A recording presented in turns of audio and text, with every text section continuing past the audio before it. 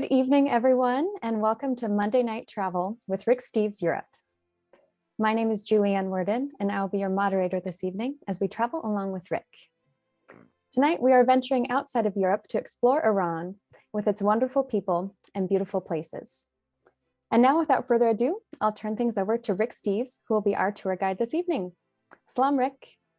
Hey, Julianne, nice to be with you and nice to have everybody join us on Monday Night Travel. And as Julianne mentioned, today is a special edition. We're going to Iran, and we've had a lot of complicated news lately. And I just think it's one of my favorite challenges as a travel writer and a travel teacher and a tour guide and a TV producer is to introduce my country people, my countrymen and women to people from faraway lands. And today we're going to get to know a country with 80 million people that are worth getting to know. So thank you so much for joining us.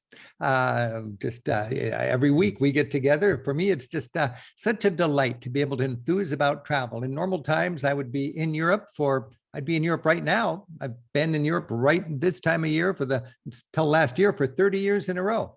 100 days a year, I'm in Europe doing my work. This year, of course, we're not traveling, but we're still enthusing about travel. This pandemic can derail our travel plans, but it can't stop our travel dreams. So that's why we get together. Thanks again for joining us. I hope you got some nice munchies and something to drink and your favorite travel partner with you. I feel like I've got couple thousand people just piling into my house every Monday early evening, and it's just nice to host you. So we're going to go to Iran now, and I'm going to be eating some Iranian food. I've got a wonderful Middle Eastern restaurant just down the street. It's called Caravan Kebab. It's run by a guy named Shiraz, and Shiraz dropped by some beautiful food, and I'd like to introduce it to you right now.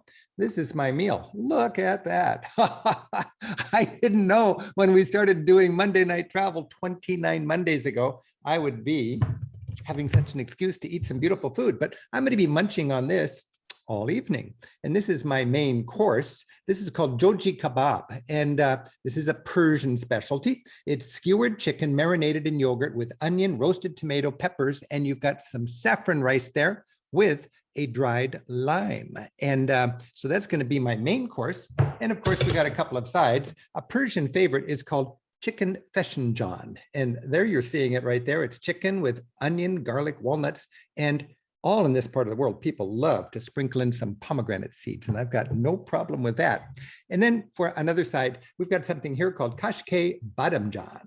And kashke badamjan is Iranian yogurt. You can see it there with roasted smoked eggplant, garlic, lemon, olive oil, and some fresh mint. Now, anytime you're in the Eastern Mediterranean, you're going to have something similar to this for your salad, often with sheep feta cheese, as you see here. This is a Persian salad. And as we'll learn tonight, there's Iranian and there's Persian. What's the difference? Nothing really. It's the same place. It's Persia. It's Iran. They don't speak Arabic. They speak Farsi, and that is a Persian language. This is spinach, this Persian salad with tomato, cucumber, feta cheese. That would be sheep cheese, pine nuts, olives, and dill. So I'll be digging into that. I'm going to be washing it down with some wine. Now, I want to make it very clear.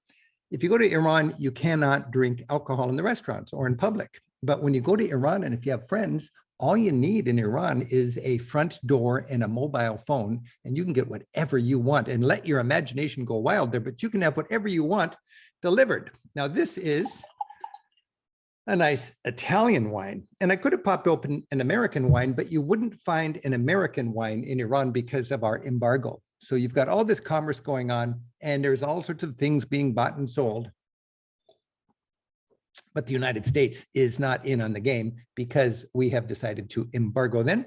And that's why it's a cash economy. You can't use your credit card when you go to Iran. The travelers will just use cash. So there's lots to do about Iran, and we're going to dive right in here. I do want to build the program with you like I do almost every Monday. We're going to go to my website, which is ricksteves.com. And at ricksteves.com, we've got all of our TV shows. We've got Monday Night Travel. We got our radio. We got our Guides Marketplace. Also, we got our tours, by the way, which just this week we're going to be opening up and people can actually sign up for tours. We've got about 20,000 people with their names on the wish list, but wish list won't get you on a Rick Steves tour. And starting next week, we're going to be taking deposits for tours starting in February of 2022. So that is very exciting for our company. We've got 100 of us on our team, eager to put our tour program back into action. But right now, I'm going to take you to the bottom corner. It says Classroom Europe.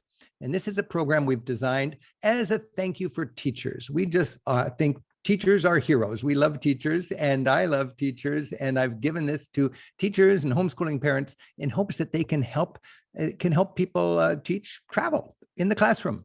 And we've got 150 shows broken into 500 clips that you can prowl through and put together any kind of playlist you like in any topic. So I'm going to go to the countries here on the left, and we're going to look for Iran. And where do we find Iran? There's Iran right there. I click on Iran and bam, we've got 8 clips on Iran from our 1-hour show on Iran. And we don't have time to do all of them. So I'm just going to click on the ones I want to share with you. We're going to start in the capital, and that would be Tehran. So I'll click that.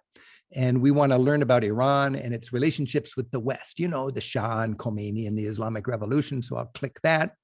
I am fascinated by the place of women in Iranian society. So we're going to learn about that. And then I want to go to some cool places in Iran. And I think we'll go to Esfahan, great place to meet the people. Boom. And we're going to go to Shiraz, which is very beloved among Iranians for its poets. That's the home of the poets. And we're going to go to dinner with some Iranian friends, and we're going to see a feast even better than what I'm eating. And then we're going to cap it all with a trip to Persepolis, ancient Persia's capital. It's the greatest ancient site between the Mediterranean and India. So if I look at this now, I have clicked 6 videos, and according to this, it's 28 minutes and 46 seconds. If you're a teacher, you don't want to give it a name. I think we'll just call it Iran. I was going to call it Won't You Be My Neighbor, but that's too many words. And we could have a description, our travel plans or whatever, and then I will save it.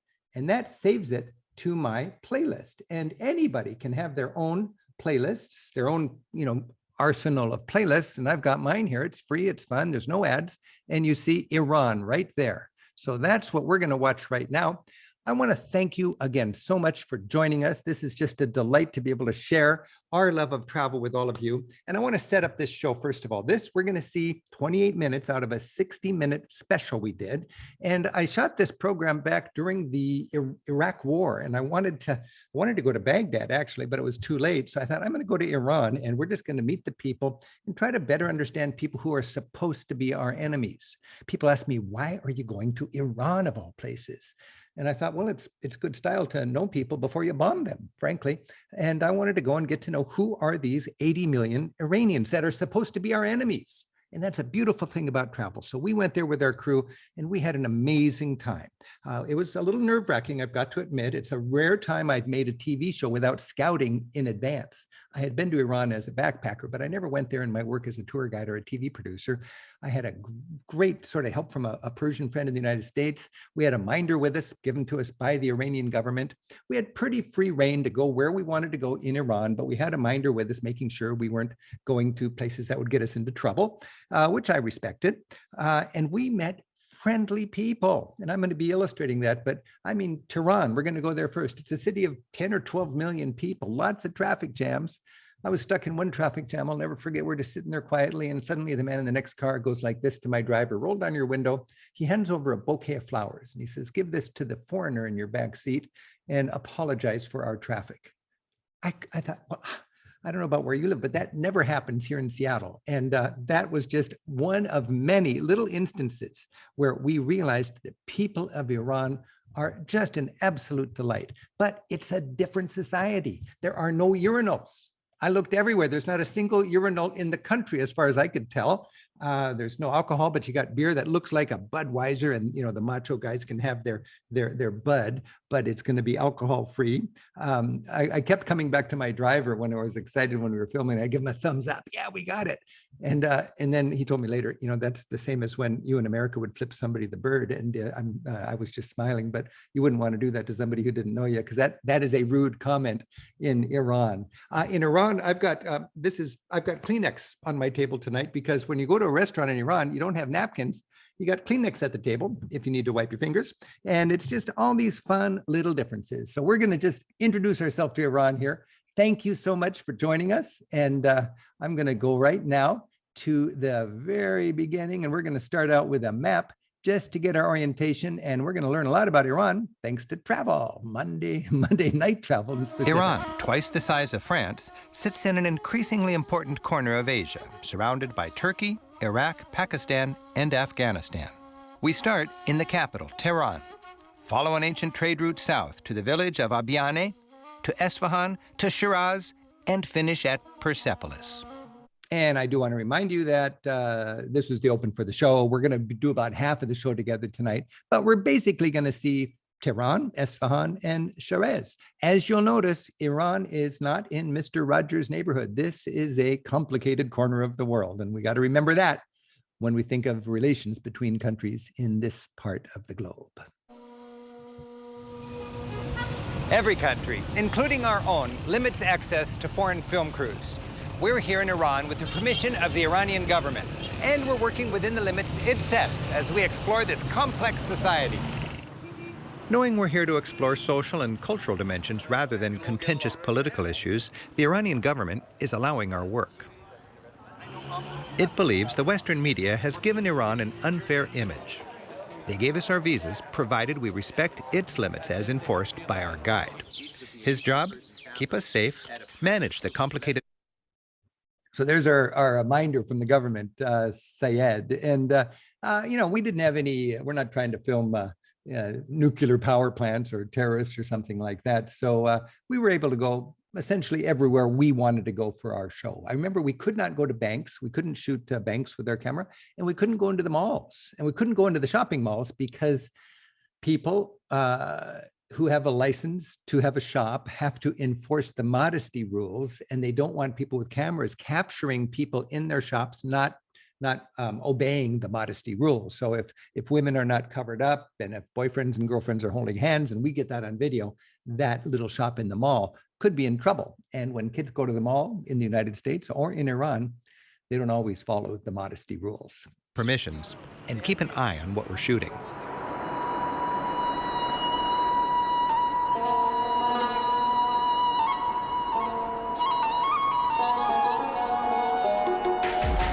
Tehran, a youthful, noisy capital city, is the modern heart of this country. It's a smoggy, mile-high metropolis. With a teeming population of about 10 million, its apartment blocks stretch far into the surrounding mountains. Traffic is notorious here. My first impression, wild drivers. But after surviving my first day, I realized they were experts at keeping things moving. Many major streets actually intersect without the help of traffic lights. It's different, but it seems to work. Two wheels are faster than four. Helmet laws are generally ignored. As a matter of fact, sometimes the direction of traffic is ignored as well. Okay. To cross town quickly, motorcycle taxis are a blessing. But wear that helmet. I'd rather leave a little paint on passing buses than a piece of scalp. Pedestrians fend for themselves. Negotiating traffic as you cross the street is a life skill here. Locals say it's like going to Chechnya. Immersed in the commotion of a busy workday, apart from the chador-covered women and lack of Western fast food chains, Tehran seemed much like any city in the developing world. If you need to get somewhere in a hurry, or if your motorcycle taxi is under some big bus, thank goodness for the subway. Tehran's thriving subway moves over 1 million people a day. This subway system is really as good as anything I've seen in Europe. Of Iran's 70 million people, well over half are under the age of 30. While there are plenty of minorities, the Persian population dominates. So now we're just going to look at a whole bunch of faces, and it just reminds me of how fun it was in Iran to just walk down the streets and get eye contact with people. The whole idea was getting eye contact, and some of my favorite things to do is when the camera crew was busy doing their work, I would just walk around the block and connect with people. And I was from far away. I was mysterious. We got eye contact, we smiled, and we started a conversation. I called it eye fishing. The local ethnicity reflects the turmoil of this country's long history. You'll find people with Greek, Arab, Turk, Mongol, Kurdish, and Azerbaijani heritage. Iranians are not Arabs, and they don't speak Arabic. This is an important issue with the people of Iran. They are Persians, and they speak Farsi. It's Farsi, not Arabic. We'd think because those squiggles are there, it would be Arabic, but it's like Spanish and German. It's probably that different. You'll notice in the show, 2 times I say salam, which would be Arabic for, peace. And and it's a common mistake. I think Julianne did it as she was introducing me. And I do it all the time. And they correct you because that's not their language. They speak Farsi, and it's a different word. Faces seem to tell a story and are quick to smile, especially when they see a film crew from the USA. Actually, we found that the easiest way to get a smile was to tell people where we're from. I'm from the United States. Oh, you're from the United States? Yeah. Okay. Yeah. America? No. Yeah. It's true. Yes, it's actually true. I love you, America. That's great. Thank you. That's nice to hear.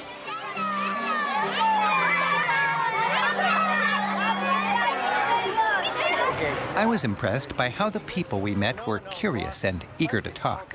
Young, educated people are internet savvy and well-informed about the West. They generally spoke some English. Anywhere foreigners went, signs were bilingual, Farsi for locals and English for everyone else. The script looks Arabic to me, but I learned, like the language, it's Farsi. The numbers, however, are the same as those used in the Arab world. Another communication challenge, people here have to deal with different calendars. Persian and Muslim for local affairs, Western for dealing with the outside world. What year is it? Well, it depends. After Muhammad, about 1,390 years ago. After Christ, 2,000 and some years ago. And all this complexity is the result of a long and tumultuous history. The National Museum of Iran helps to give an appreciation of this country's rich heritage. At first, I was disappointed by what seemed like a humble collection for such a great culture. Then I learned that most of its treasures were destroyed or looted by invaders, and much of what survived was taken away to the great museums in the West.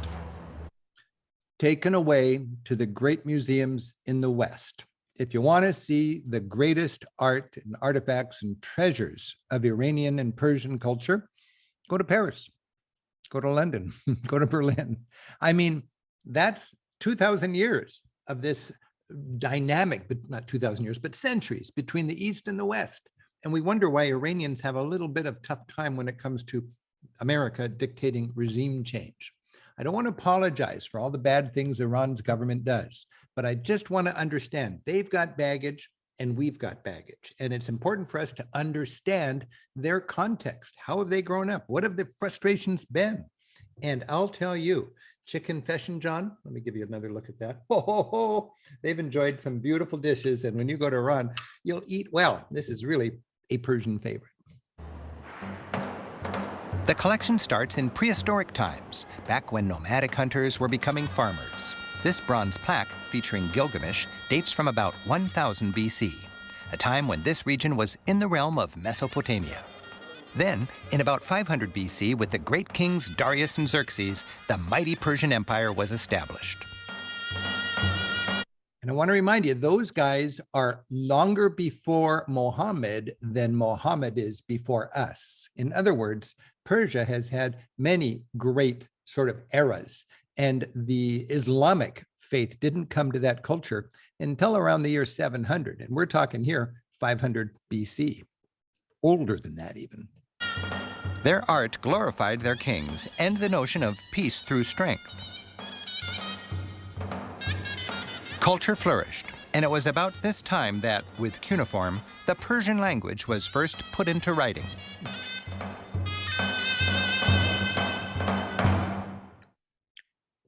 That first Persian Empire was conquered by Alexander the Great from Greece. Later, a second Persian Empire was conquered by Arabs. Then came invasions by Turks and Mongols. Finally, with the establishment of a third Persian Empire in the 16th century, this culture enjoyed a renaissance. While it's weathered wave after wave of conquerors, the essence of today's Iranian culture is still rooted in that first Persian Empire from 2,500 years ago.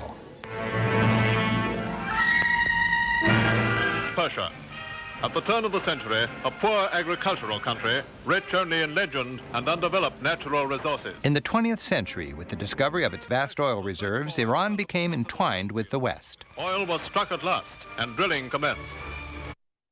By the way, this is English or American news reels from back in the 50s or 40s. And I want you to listen to the tone of the voice, because we just owned their oil. I mean, that was it. If some natural resource is vital to America's national security interest, we own it anywhere in the planet. And you get that sense, that attitude when we think right here. And the whole reason Iran got the Shah back in 1953 was because they elected a national leader who nationalized their oil, and you just can't do that. And nobody disputes this. It was Mossadegh, and Mossadegh nationalized their oil, and the CIA just thought, you got to go. So they got rid of Mossadegh and they put in the Shah, and now oil flows freely to the West. And you'll hear that exact phrase in just a moment. During World War II, Iran was a vital oil resource for the Allies. After the war, Iran's young Shah, or king, Mohammad Reza Shah Pahlavi, became more closely involved with the West. Oil flowed easy, and he was a friend of Western oil companies. Then things changed. Oil again poses a threat to peace, and the Middle East again becomes a trouble spot, as Iran's vast petroleum reserves arouse nationalists. In 1951, the popular Prime Minister Mossadegh nationalized Iran's foreign-owned oil industry. With the resulting turmoil, the Shah was forced into exile. This is when the troubled relationship between Iran and the United States began. Every Iranian school kid knows the date 1953. That's when the CIA engineered a coup that overthrew the democratically elected Prime Minister Mossadegh. He had angered the West by nationalizing Iranian oil, so they installed the pro-Western Shah instead. Former Premier Mossadegh's ruined house is a mute testimony to 3 days of bloody rioting, culminating in a military coup from which the one-time dictator of Iran fled for his life. The Shah, who had fled to Rome, comes home, backed by General Zahedi, military strongman, who engineered his return to power. Iranian oil may again flow westward. Back on the throne, the Shah allowed Western oil companies to run Iran's oil industry again. With the profits, he modernized the country. Through the 60s, there was a return to stability, and the Shah was a key American ally in the Middle East. The Shah ruled in royal opulence from grand palaces. He enjoyed summers in this one until the late 1970s. Strolling through its fine rooms, visitors are reminded how the Shah lived in extreme luxury. But his materialistic decadence and pro-Western policies offended Iran's conservatives and alienated religious and political groups. Angry people hit the streets. The unrest led to crackdowns by the Shah's forces that tortured and killed thousands. All of this emboldened a revolutionary movement and burned into the national psyche a fear of American meddling in internal Iranian affairs. After 25 years of the Shah's rule, the Islamic Revolution threw him out and brought Ayatollah Khomeini back from exile. That revolution and the Ayatollah established the Islamic Republic, which rules to this day. And I want to mention, a lot of people say, well, they don't have freedom. They don't have democracy. And they know they don't have democracy. They had to throw away this Western kind of democracy, which they thought was corrupt, in order to have their cultural values as opposed to Western values. So the way I see it, they're a theocracy, and a theocracy is not a democracy, and they just needed to get rid of the Western values so they could have their Persian values. And you get that sense when you travel there. The streets here, I felt a disturbing presence of government. This is not a democracy. In 1979, the new government brought Iran not freedom, but what they call a revolution of values. It legislated morality, such as no alcohol and no casual sex. As far as many parents are concerned here, it's family values. Iran is ruled by a theocracy. They may have a president, but the top religious official, a man called the Supreme Leader, has the ultimate authority. His picture, not the president's, is everywhere. Religious offering boxes are on every street corner. The days when the Shah's men boasted that miniskirts in Tehran were shorter than those in Paris are clearly long gone. women must dress modestly and are segregated in places like classrooms and buses. And yet here in the Islamic Republic of Iran, to me, the atmosphere felt surprisingly secular compared to other Muslim countries. Skylines are not punctuated with minarets. I barely heard a call to prayer. Except for women's dress codes and the lack of American products and advertising, life on the streets here seemed much the same as in secular cities elsewhere in the developing world. While relatively uncluttered with commercial advertising, there are plenty of billboards and murals, and they pack a powerful propaganda message. Some religious murals are uplifting. This one is a Shiite scripture claiming the most caring help is to give good advice. So this was very interesting to me. I mean, it's a capitalist society, but they have given up the capitalist opportunity to advertise everywhere. And what you see on billboards is not signs that say buy this or buy that like we live with, but it is signs that remind people what their religion instructs of them. These are quotes from the Quran, and you'll also see a lot of signs celebrating martyrs who died in the war against Iraq. And if you wonder what is the baggage that they have, part of the baggage is incursions from the West, and the big thing was the Iran-Iraq war. I think it was back in the 80s, and Iraq, led by Saddam Hussein, funded in part by the United States of America, invaded Iran. And they had as much carnage on their Western front as they had in World War I between France and Germany. It was hellish. And I don't have time to show that today, but you can see it when you watch the entire show. And again, you can watch the whole 1 hour show on Iran at ricksteves.com if you like, anytime you want. But every town has a martyr's cemetery, and the grief in that martyr's cemetery is just as alive today as it was 25 or 30 years ago when those loved ones were buried. But what you find is propaganda, religious advertising. Even in the hotel room, when you go to the TV and you just do some cruising, you're not going to find the shopping channel, but you are going to find babbling brooks to pray by, or you're going to find beautiful meadows to pray by. You'll find all sorts of channels that just enhance the prayerful atmosphere. And then on the ceiling of your hotel room, you've got an arrow that points to Mecca, so you know which way to face when it's time to do your prayers. Yet others are troubling and hateful. This one condemns what's considered American imperialism with skulls and dropping bombs rather than stars and stripes.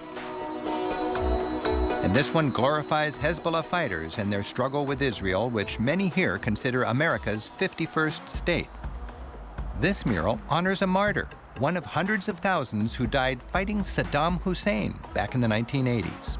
These murals mix religion, patriotism, and a heritage of dealing with foreign intervention. While I find some of them offensive, I see in these murals the fear and the spine of a people whose values are threatened. And that's really interesting, by the way, these people whose values are threatened. On the last day of our shoot, as we were working, I'll never forget, a woman walked across the street to me. She was a well-dressed professional woman, and she said, "Are you an American journalist?" I said, "Yes." And she did this with her finger on my chest. Bam, bam, bam. And he said, "I want you to go home and tell the truth. We're strong, we're united, and we just don't want our little girls to be raised like Britney Spears." And I thought, whoa, we've got something in common here. And it occurred to me, I'm now figuring out what motivates the base of a guy that seems like such a crackpot to us on the other side of the world, Ahmadinejad. Who's his base? Is it the sophisticated, well-educated elites in the city? Or is it the less educated fundamentalist people in the small towns? It, of course, is the less educated, small town fundamentalists, people that just believe if we come in and take over a regime change and put the Shah on the throne again, their girls are going to become Britney Spears. And that meant to them boy toys, crass materialists, and drug addicts. Of course, they're victimized by their own propaganda, but that's their fear. These are small town, less educated fundamentalists driven by love and riddled with fear. That's the base of Ahmadinejad. And it is just so interesting to analyze that and then draw also a better understanding about who are the political bases of other fear-mongering parties around the world. The greatest concentration of anti-American murals surrounds the former U.S. Embassy. In 1979, Iranian university students successfully stormed the embassy. They took 52 hostages and held them with the world looking on for 444 days. Some Iranians claim the hostage crisis was a way to radicalize the Islamic Revolution and put the hardliners in power. Others say it was a preemptive strike to stop the United States from orchestrating a military coup designed to overthrow their theocracy and put the Shah back in power. They also wanted to force the extradition of the Shah, who is in exile in the United States. Today, it feels like the hostage crisis is old news, and younger Iranians have moved on. The murals seem to drone on like an unwanted call to battle. A call which people I encountered, it seems, had simply stopped hearing. So I just have to take a moment here to remind you, this is dicey stuff. When Americans reach out and get to know the enemy, are we supposed to get to know the enemy? That's what travel does. It helps you get to know the enemy. Is that a constructive thing, or is that a anti-patriotic, subversive thing? I think when I travel and I get to know people who are supposed to be our enemies, it's constructive because I humanize our country, and it makes it tougher for their propaganda to dehumanize us and demonize us. And when I come home after having met them, it makes it tougher for our propaganda to dehumanize them. This is a beautiful thing when we get together. Now, you may be thinking, but what about all this death to America stuff?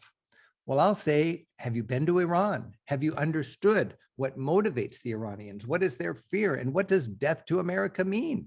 We don't know if we haven't been there. If all you know about Iran is what you learned from Ted Koppel back in the Iranian hostage crisis, you got to do a little traveling before you have your hard-held beliefs about what's right and what's wrong with these issues. I'll tell you, I was stuck in another traffic jam in Iran. I'll never forget this. And we were just sitting there in a traffic jam. And suddenly my driver, he just blurted out, he said, "Death to traffic." I thought, what? I thought it was death to Israel or death to America. And he said, well, no, right now it's death to traffic. And I said, what's with this? You Iranians are always saying death to everything. And our driver, who didn't speak very good English, but was very patient in explaining things to me, he said, well, here in Iran, when something's frustrating to us, we say death to, and what if it's out of our control? Frustrating and out of our control. That's what he said. We say death to that. And I thought, well, what is he really trying to say? He's translating the word damn. You know, he was saying, damn the traffic, damn America, damn to Israel, damn election fraud, damn Obama, damn whatever. And I thought, I didn't realize that's what death to means. It's a very halting, crude translation of the word damn. And what they're saying is, damn America. Now, I thought, well, have I ever said damn? Do I ever use that? And I thought, well, sure I have. I mean, it's after midnight, the music's playing really loud. I'm going to think, damn those teenagers. Now, do I really want them to die and burn in hell for an eternity? As I just said, damn those teenagers. Well, not yet, but turn down the music. So what they're saying is, damn America. It's frustrating to them, and it's out of their control. And I can imagine a lot of people that would say, damn America. And if they were going to translate it in English, they might call it death too. So it's more complicated than a bumper sticker. And again, I don't want to be an apologist for all the bad things they do, because their government does a lot of bad things. I mean, I don't know what your politics are, but you can imagine a president who has 4 years to do bad things. Does that mean the people are as bad as that president? Or does that mean that somebody finagled their way into the White House and they have policies that cause other people a lot of hardship? Well, it's so helpful to get out there and travel. That's just what I wanted to remind you. This is so exciting to be able to share these lessons learned when you actually go to a place like Iran. Now, you might be thinking, how do you go to Iran? Is it okay to go to Iran? You know, Americans think that just because we can't go somewhere, nobody goes there. But Iran, like Cuba, is a big destination. One of the better selling guidebooks by Lonely Planet covers Iran. And you'll see a lot of travelers in Iran with their Lonely Planet book, just not a lot of Americans. Now, can you travel freely in Iran? No, you got to travel there like we used to travel in the Soviet Union. You have to have a tour. They want to know where you're going to be every night, and you're supposed to have a guide. But your guide can have a cup of tea and you can go wandering around and do your own thing. It's quite easy. And we had a great time in Iran, and anybody can do that. You just have to take a tour. And you can't do it during COVID, but when we get back to normalcy, you got tour operators that are working in the United States that partner with tour operators in Iran, and you can take their tours and you can have a great time. And I saw hundreds of tourists enjoying their time in Iran, taking these kind of tours. We can do it. And that's the exciting news. Tehran is a vibrant metropolis, Iran's social, artistic, and educational center. Its university is the oldest, biggest, and most prestigious in the land. It's quite selective. Only about 1 in 10 applicants get in. Here, as in other Iranian universities, students enjoy a higher education paid for by the government. But wandering through campus, we learned that free tuition comes with strict guidelines as dictated by the theocracy. While I hope to find some nonconformity, the vibe here made BYU seem like Berkeley. Compliance raged. It really was a disappointment. Everywhere I travel, you find all sorts of interesting cutting edge thinking and, people with their political agendas and so on. But here, everybody was towing the line because you don't have much choice at the University of Tehran. Women are perfectly welcome. In fact, women outnumber Iranian men in both universities and in many respected professions. But segregation is the rule. In classrooms, it's men on one side and women on the other. There was no real student union center, just a small commons in each department, with a snack bar for men and an adjacent one for women. Despite the conservative atmosphere, we found students friendly, curious, and willing to chat. What do you study? Only for chemistry. Chemistry, very difficult. Yes. For me, very difficult. What do you study? Chemistry. All of you are Yes, chemistry. yes. So we're learning very much when we come to Iran. For example? For example, the people are not angry with America. Yes. Government has a lot of war to each other because their benefits, but there's no war between people.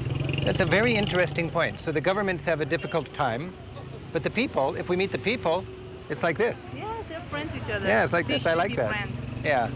So for Americans, we're very religious people, but we make the government and the church apart, It's not common to each other, but in Iran, unfortunately, the religious and the politics is mixed to each other. Yeah. So this And it's is. the main problem.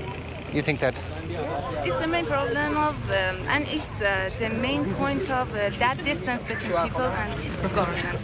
So you're a modern young woman, Yeah. well educated. I like to be. Yeah. Then you must cover your hair. It's a law in Iran. It's a law. It's yeah. a law.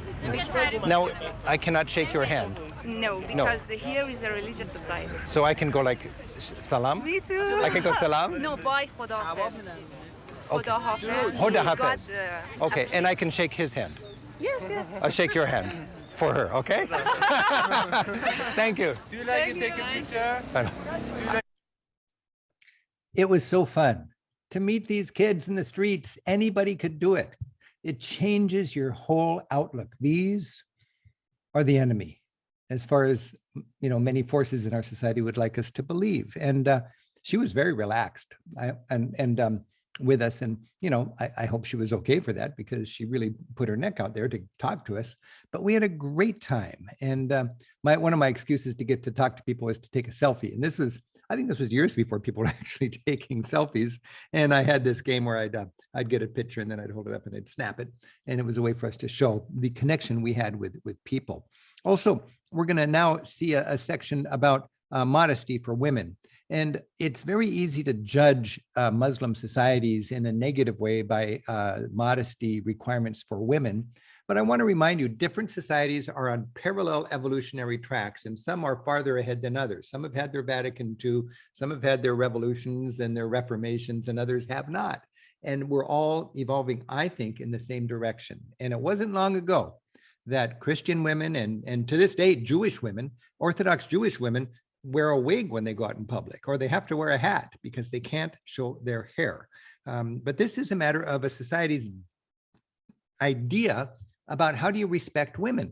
These Iranian women cannot go to a soccer game. The men go to the soccer game. If you go to a stadium in Iran for a soccer match, there's no women, because they don't think the women should be hearing all the coarse language you hear at a soccer match. If you see the car on the subway that's women only, you'll find women in the men's car, but the women will tell me that we have the option of going into the women's only car, so men will not leer at us. And then the woman that I met in Tehran said, and perhaps women in New York wish they had a car they could go to so men would not leer at them. It's interesting. We have this sort of double standard.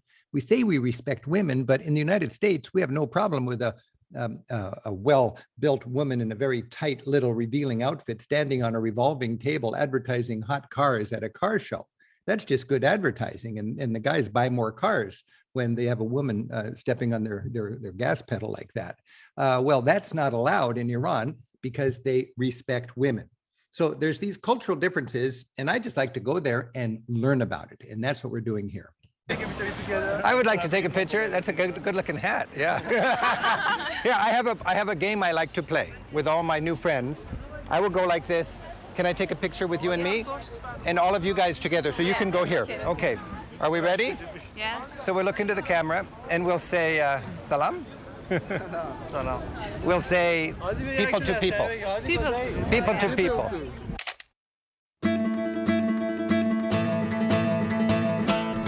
Iranian women live under strict Muslim laws in public. To a Western viewpoint, the dress code imposed on women seems disrespectful. But according to an Islamic perspective, modesty is considered respectful. In Iran, women's bodies are not vehicles for advertising. You don't see sexy magazines. There's almost no public display of affection. While women can dress as they like at home, in public they wear the chador and are expected not to show their hair or show off the shape of their body. I found their awareness of our camera fascinating. Women seemed to sense when it was near and would adjust their scarves to make sure their hair was properly covered. Local surveys indicate that about 70% of these women would dress more freely in public if allowed. While modesty is enforced, vanity is not out of bounds. In fact, cosmetic surgery, especially nose jobs, is big business here among the middle class. Even though covered up, women expertly utilize their feminine charms. Faces are beautifully made up, and when so much else is covered, particularly expressive and mysterious. So if I could venture into this for just a moment, you know, men are trained to look at certain things when they're girl watching.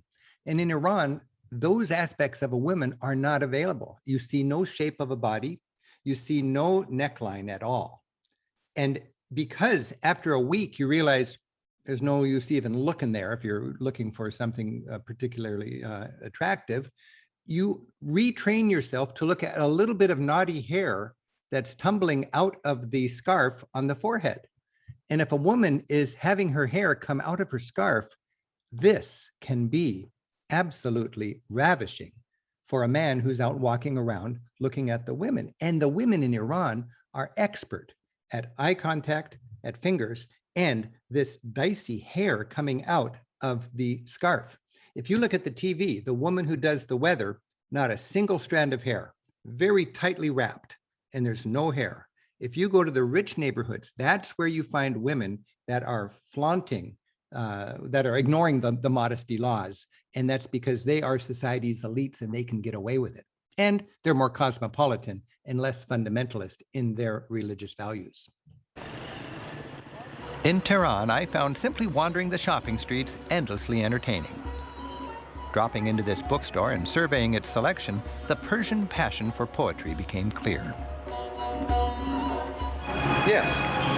So this one opens like so. And in Farsi, the book starts where our books end. Is this the beginning of the book here?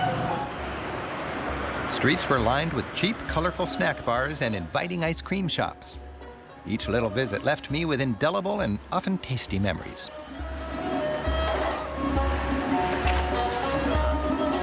Mandun. This isn't just any ice cream sandwich. Saffron, rosewater, and pistachios. It's a Persian specialty. But if you really want to shop with style, leave the gritty, intense central area and head to the hilly district of North Tehran. Browsing in its malls and classy shops, you could be in London or Paris. Shoppers who have the money can find nearly anything they like. This high-end confectionery shop gives a glimpse of the taste and lifestyles of North Tehran citizens.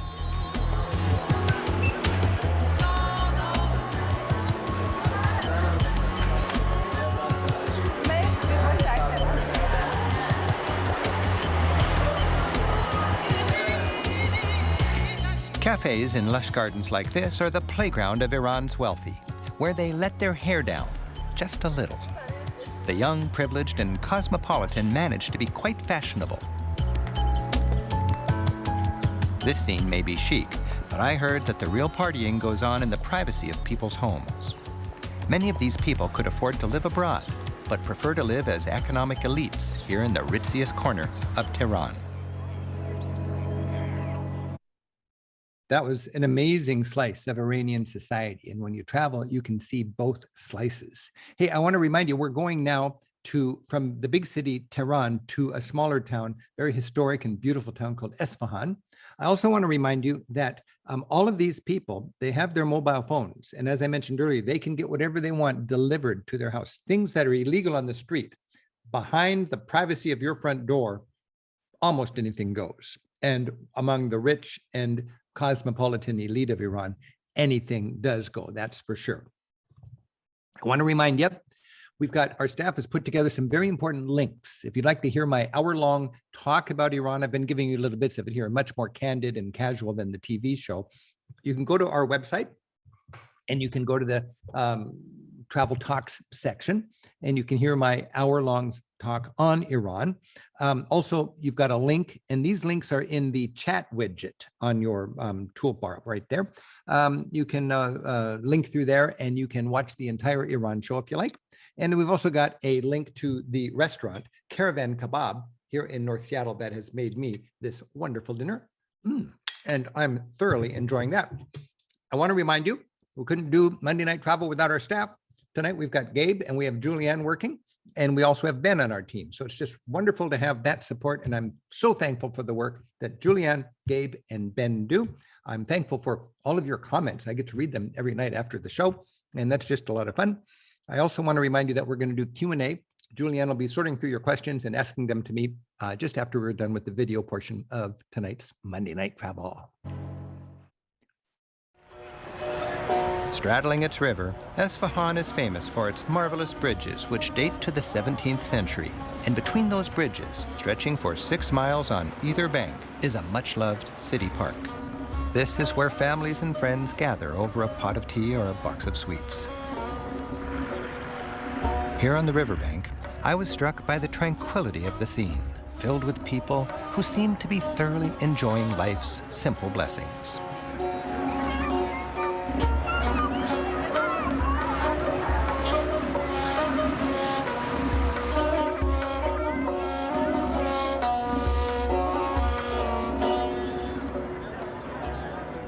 I love it in the last hour day when everybody's out. And here in Esfahan, it's down to the riverbank. You know, all over Europe, you got this passeggiata, paseo. People are out during the magic hour. Didn't expect to find it here in Iran, but boy, they've got it. I don't know what the word is in Farsi, but they've got the paseo. I just love this. I'm a sucker for this. Go down to the river. People were so relaxed. And it just kept striking me. We've got people that are just aching to have a war with Iran. And these people could be radicalized. All of these people that look so sweet and innocent, they could become really strong for their country. They could fight to the death for their country if they had to. And we have to deal with that. I don't know what the answer is. It's complicated, but we need to be smart. We need to strive to understand what is their point of view, what's their baggage, what are their needs. And if you had a chance to go down to the riverbank in Esfahan, you'd gain a respect for the richness of this culture. Let's check it out.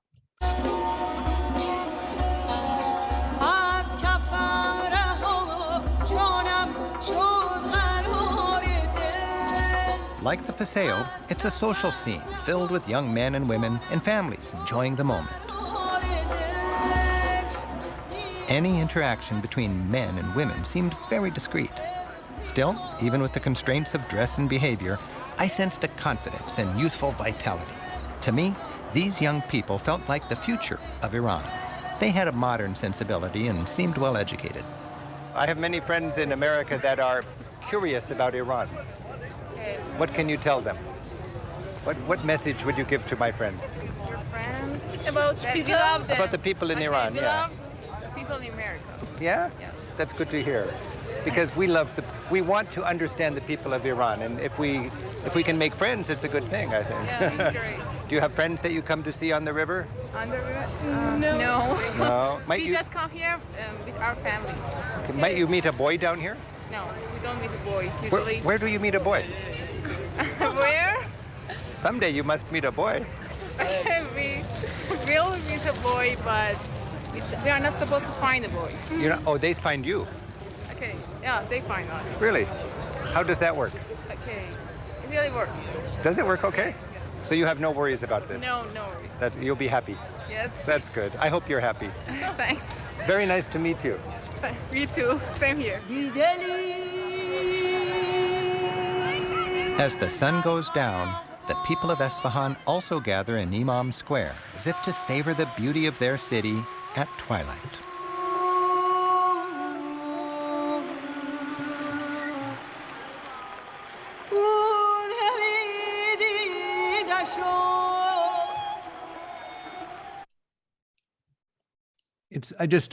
I look at this shot, these floodlit, beautiful domes, centuries old, as precious to those people as the Notre Dame is to the people of Paris, and St. Peter's is to Catholics around the world. And these domes could be up in flames, like they're in Baghdad. It's just so tragic when we can't figure this out. Why do we have this intractable war, this intractable tension between our societies? Again, I don't know what the answers are. I'm just saying, if we all traveled, we could understand that there's a way around this. And just right now in the news, we've got the challenges, how are we going to work with Iran so they don't have to have their nuclear power? And how are we going to work with Israel? And how are we going to work with Palestine? We've got to be able to do a better job of this. And we can handle it. We can take leadership, but it's going to take some smarts on our side and some respect.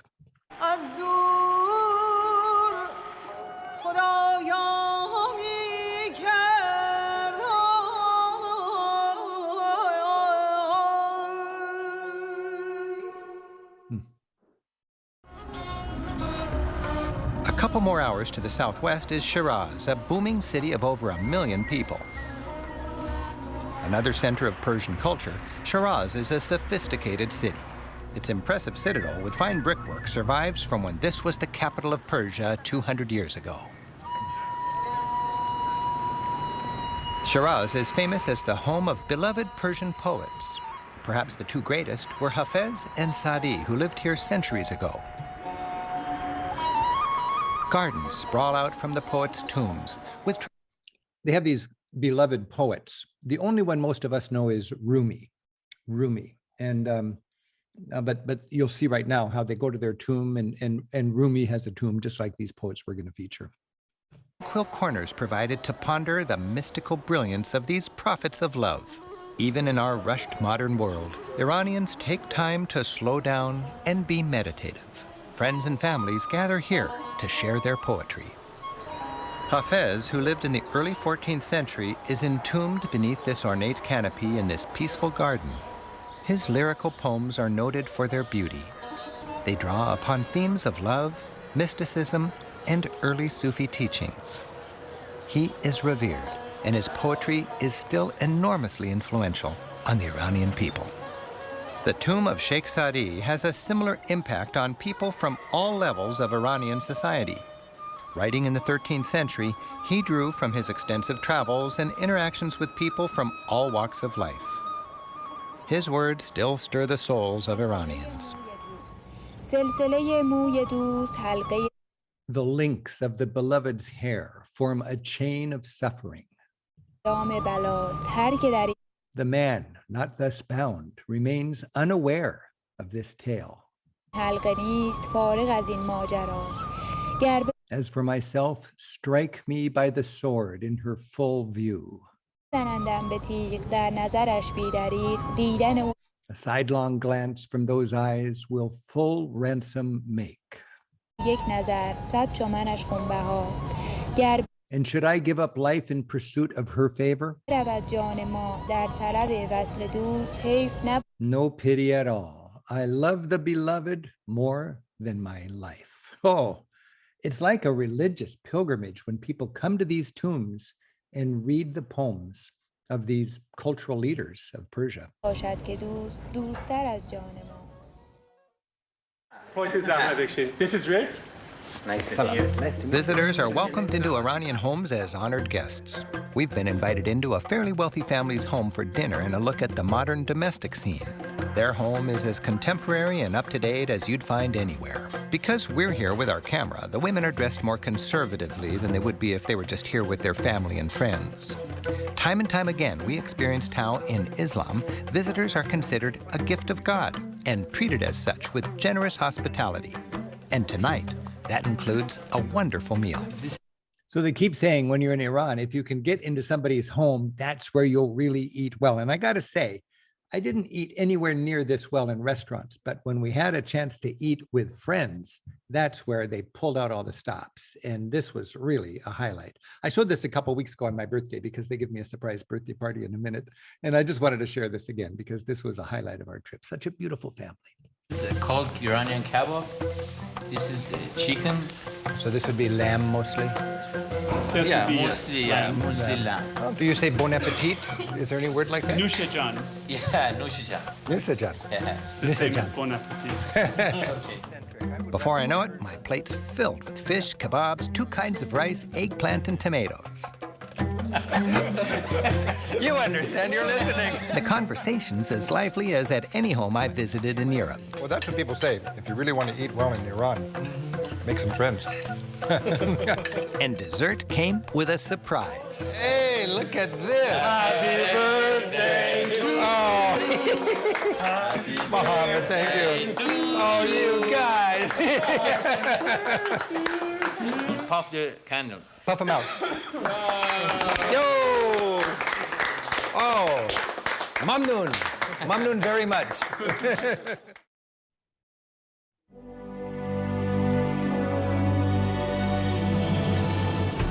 An hour's drive from Shiraz takes us to Persepolis, the dazzling capital of the Persian Empire back when it reached from Greece all the way to India. Built by Darius and his son Xerxes the Great around 500 BC, this was the awe-inspiring home of the King of Kings for nearly 200 years.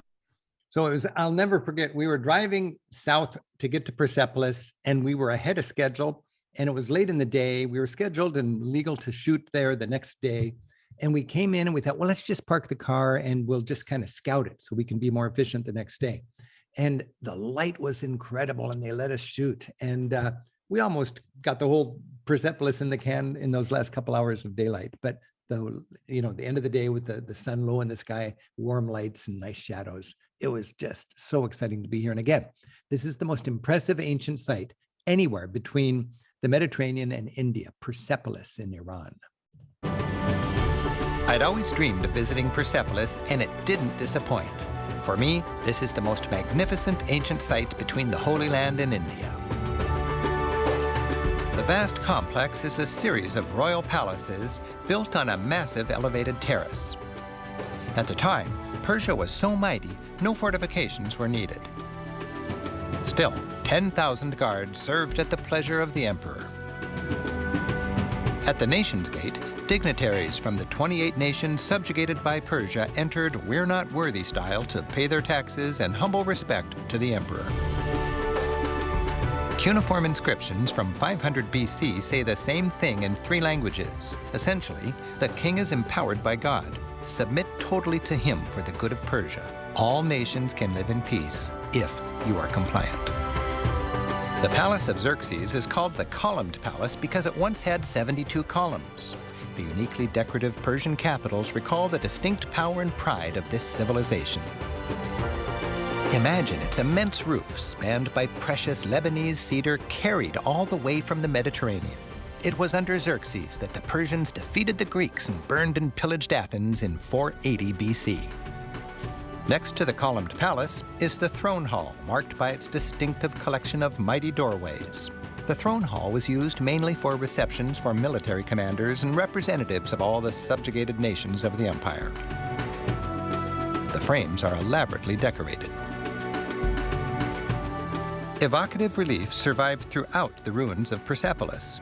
Supplicants gracefully climb the same steps we do, bringing offerings to the king. Lions, a symbol of might, represented both the king and the power of the seasons. In this reoccurring scene, a lion kills a bull, symbolizing spring killing winter and bringing new life. Then, as today, Iranians celebrated their New Year on the 21st of March, the first day of spring. The figure on the eagle's wing, that symbol of the Zoroastrian faith, is a reminder that the king's power came from Ahura Mazda, the Zoroastrian god. Imagine this place at its zenith, the ceremonial headquarters of the Persian Empire. Coming here, you have high expectations. Being here, they're exceeded. Iranians visit with a great sense of pride. For an American, it'd be like having Monticello, Cape Canaveral, and Mount Rushmore, all rolled into one magnificent sight. Gigantic royal tombs, reminiscent of those built for Egyptian pharaohs, are cut into the adjacent mountainside. The scale of Darius and Xerxes' tombs is intended to dwarf the mere mortals viewing them. Each comes with huge carved reliefs displaying their battle prowess. Even today, 2,500 years after their deaths, they're reminding us of their great power. As history has taught us, no empire lasts forever. In 333 BC, Persepolis was sacked and burned by Alexander the Great, the Macedonian Greek who turned the tide against the Persian Empire. Ending Persian dominance, Alexander spread his Greek culture all the way to India. And Persepolis has been in ruins ever since. Oh, baby. I forgot how exciting it is to travel in Iran. I hope you enjoyed that. And by the way, at that same site, Persepolis, right in front, there's a 1960s vintage asphalt, big, giant parking lot with old, crude lamps sticking up in the air. And that's been left by the Iranian people as a memory for the ostentatious, disgusting, considering all the poverty in the country, party that the Shah of Iran threw on one of his anniversaries, because he figures he is one in an unbroken chain of kings of Persia that goes all the way back to Xerxes and the guys at Persepolis. And they flew their caviar in, and they flew all their fancy French food and their Jackie Onassis friends in from all over the world. They had this party, this jet setters fly-in party at Persepolis. And that was, as Iran was having all sorts of economic troubles and difficult times for their people, that was considered the proof that the Shah didn't care for his people. And it really opened the way for the return of Ayatollah Khomeini. And that was the beginning of all of this trouble that we've seen in the last generation. So what an opportunity to go travel there. And as I've been talking about this, I keep thinking, oh, I'd love to be able to share more. I'd like to go to, I'm going to go back to our website here. And I just want to, let me just see if I can just do this. I'm going to go back to our website, and there's a section in our website that is called, well, it's where you watch, read, and listen. And Julianne, are we able to see this right now, the homepage? Yeah. And if you click on watch, read, and listen at ricksteves.com, you'll find listen, like radio show, 500 hours of radio archives, read all sorts of printed material about travel. And here under watch, of course, you have all of our TV shows that you can watch, but Travel Talks, this is something people don't recognize very much. If I click on Travel Talks, you can there find our University of Travel. And these are all of our talks. These are the lectures we give: travel skills, language lessons, lectures on every country in Europe. And today our theme is Beyond Europe. And if you go right down here, you've got a guide to Cuba, a lecture I gave after going to Cuba. The Holy Land, Israel and Palestine. I'd love to cover that with all the news going on about the Holy Land this last couple of weeks.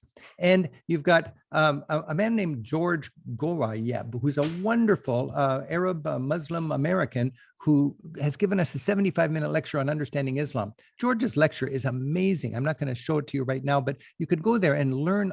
He's expert at making Islam understandable to people who are from a different culture. But I'm going to just click on Iran, personal impressions by me after my trip there. And I'm just going to do a little needle drop here and see what happens. But this is, an hour-long lecture. When we went there, they had the graffiti, the murals, the political murals on the walls, quite clear. They've got the chipped out flag, embassy medallion and so on. And you look at all these horrible images mixing the United States and war and killing and Israel and all this, and you look at the young people walking to work by it every day, and you wonder, what is this white noise for these people, or do they look at it and does it really make them go, yeah, death to America? My hunch is young people just have to get on with it, you know? So that's just my impressions from this experience. And if that would be interesting for you, I hope that you could check it out, because this has really been a delight for me to be able to share this with you. And I just had such a rich experience there and able to share it in that section of our website. Hey, Julianne, I think we've got a chance for some Q&A. We do. We have a lot of great questions tonight. People are really interested in this show, so that's fun. But first, can we have a word from our sponsor? Well, I'm just busting out all over to remind people that we're about to start actually selling our tours. We've got, of course, a year ago, we had to shut everything down. We had 24,000 people that had given us deposits for Rick Steves tours in 2020, had to send back deposits for 24,000 people that were going to fill up all our tours and have all that fun. And we've just been waiting until the time is right. Our team is intact. Our guides are in Europe. Our bus drivers are ready to get back in the saddle. And we've decided that it is reasonable to think that it will be safe and comfortable and reliable and a good idea to travel again starting next February. So next week, we're going to open the floodgates. We've got about 20,000 people who are on our wish lists with their names on different tours. Of course, they're not all going to sign up for tours, but they're interested in it. And we'll be letting anybody on the wish list know about our tours a week before we open the tours up to the general public. So you can go to our website, put your name on a wish list, and in a week, we're going to open the floodgates, because we're confident that we'll be traveling again in early 2022. Now, if things go really well and Europe gets its shots and America gets its shots, I think we may have some tours in late 2021. But we're going to be a conservative company, because we don't want to have all the emotions and heartache of starting it up and then shutting it down again. And we think that it's very reasonable, it's very conservative to think that we can travel safely and reliably in early next year. And we have to start booking those hotels and lining up those guides and getting our buses full. So if you'd like to go on a Rick Steves tour, stay tuned, because we're about to throttle up. Okay, Julianne, let's have some questions. Great. Well, I think I'm on the wait list for at least 2 tours, so we're all very excited. I'm going to be on one too. I can hardly wait. Okay, so the first question I think is on everyone's mind. Are Americans allowed to travel to Iran right now? Well, right now with COVID, it's right nobody's now. traveling. But when we say right now, we mean when we're done with COVID. And unless there's some war going on, travel to Iran is wide open, not wide open, but it's straightforward. You just have to book a tour. It's like it was during the Soviet Union times. You know, they didn't want people rattling around Russia during the Soviet Union times. It was perfectly safe to go there. I did. And a lot of people have great experiences from that. As I mentioned, the Lonely Planet Guidebook to Iran is one of their better sellers. It doesn't sell well in America because Americans don't think you're supposed to go there. That's just our country that doesn't want us to go there. But there's some ins and outs, but tour companies put this together, and there are thousands of Americans that go to Iran as tourists in normal times. And I would say yes. And we've got a landing page in our section with the Iran TV show that has local guides and connections where you can learn more about that. Okay, great. And the next question is from Becky, which is kind of an interesting question. We are learning kind of about the influence that the US has had in Iran over the years. And she said, it seems that Iranians have every reason not to be friendly to Americans. And she says, why would they be so friendly to you, an American, when you're visiting there? You know, I had the same thoughts. We almost didn't take our big camera in with us. I thought people were going to be throwing stones at us. I really did. And we got over there, and I was just overwhelmed by the people-to-people friendliness. I was in that bookshop, paging through that book. You know, I was just killing time, and I said, well, thank you very much. And she thought I really liked that book, and I wasn't going to buy it, so she gave it to me. I mean, that just doesn't happen at Barnes and Noble, you know. The friendliness is there. Now, I don't know why people, I mean, it's an interesting question. They've got reason to be frustrated with us, you know, especially from their perspective. But I just found that there's a real joy when you have this people-to-people stuff. And we are agents of peace. When we travel and we talk to people and we get to know them and we respect them, they realize that Americans are different than maybe what their propaganda tells them who we are. And that in itself is a building block toward understanding between peoples. And when you look at Gaza right now, having to be rebuilt again, I mean, you know, we give them money so they can drop those bombs, and then we give them money so they can rebuild what the bombs do. I mean, we're a stakeholder in all of this. And I just believe as a taxpayer that I'm responsible for this. Every bullet that flies and every bomb that drops has my name on it.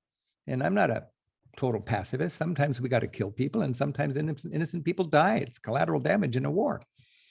But it's a big decision.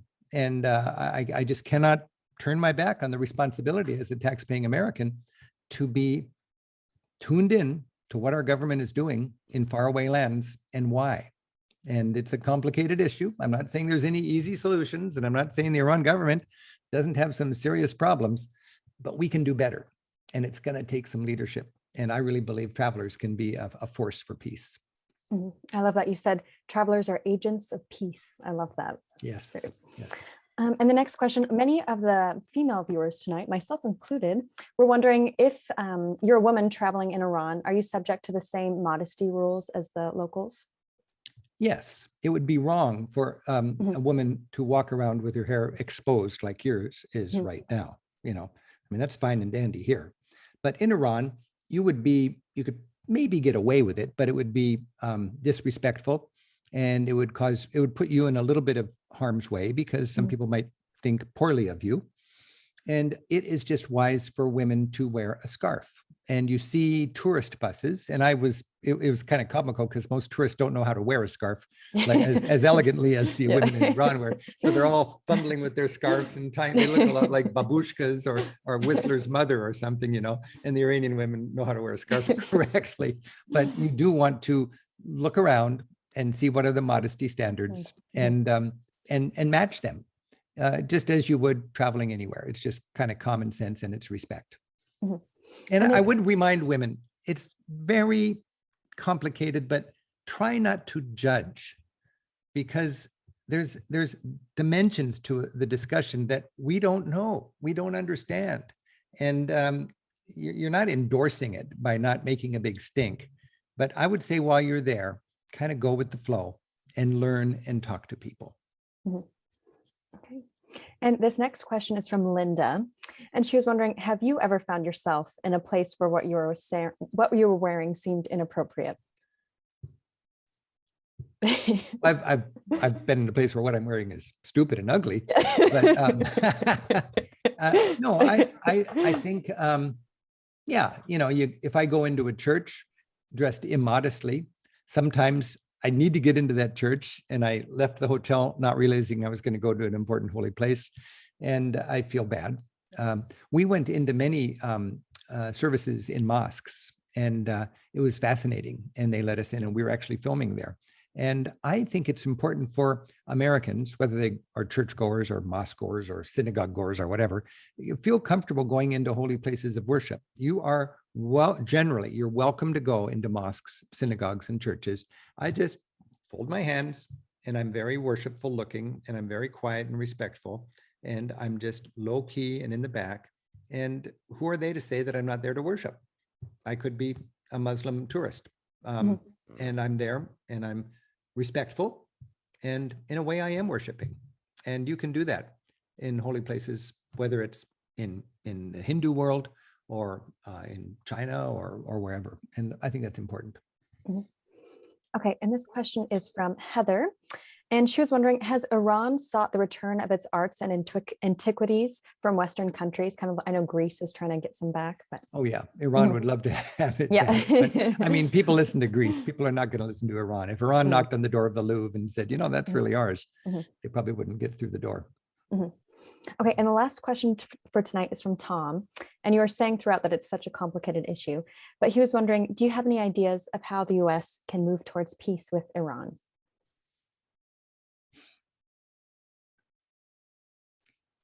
The United States really believes that we have the rights to other people's natural resources.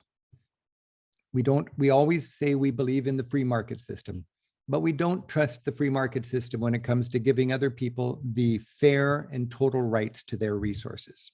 And we need to help change their governments so we have favorable trade. and that pisses people off.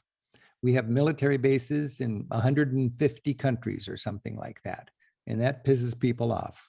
And it comes down to oil in so many cases. If we wanted to sort things out in the Middle East, I mean, I think we could let them do what they want with their oil and pay the price or find it somewhere else, and we could take our military out of that area. I know we have to take care of Israel, and I'm all for peace and security for Israel. That's a baseline. Israel's got to have security. Israel, I believe, needs to control the high ground, the Golan Heights. Israel needs that. They're surrounded by people that have historically been their enemies. But I do believe we would do a lot for Israel's security if we took care of the Palestinians. There's room for two countries in that area. And if we really wanted peace in the Middle East, for 10% of what we paid in our Afghanistan war, we could make Palestine as wealthy as Israel. And then everybody would be fans of the United States of America. There's a tenfold difference. When you cross from Jerusalem to Bethlehem, it's like going from San Diego to Tijuana. People make $30,000 a year on this side of the wall, and they make $3,000 a year on the other side of the wall. And the people on the other side of the wall, they've got no opportunity to build an economy. And they feel like they're living in a cage. Whether they are or not, that would be for other people to decide. But if people feel like they're living in a cage, they start to act like they're living in a cage. And that's not a recipe for peace. We could be a little bolder and a little more creative and a little more loving in our interest, in our self-interest in peace and stability in the Middle East. We've got the wherewithal to do it. But that's a complicated issue, and it's beyond the scope of this travel class. But I just want to remind people it's so fun to learn from our travels and to come home and share them. A lot of people are afraid of culture shock. To me, culture shock is the growing pains of broadening perspective. It's a beautiful thing.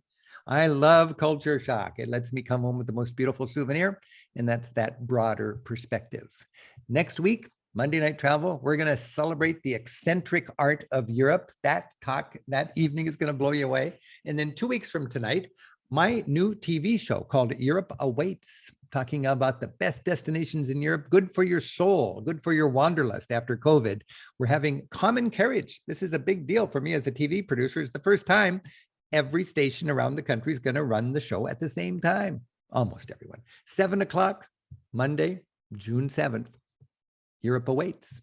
It's a 2-hour special on public television. And we're going to have a special event here on Monday Night Travel, so you can get a behind the scenes look at that and then watch it on TV at the same time. So it's a double header. So thank you for traveling with us. We want to remind you that every Monday we're traveling together because we're travel partners. And I want to wish you happy travels. And especially now, it's exciting because we're getting our way through this pandemic and we can actually travel again. So take care. See you next Monday.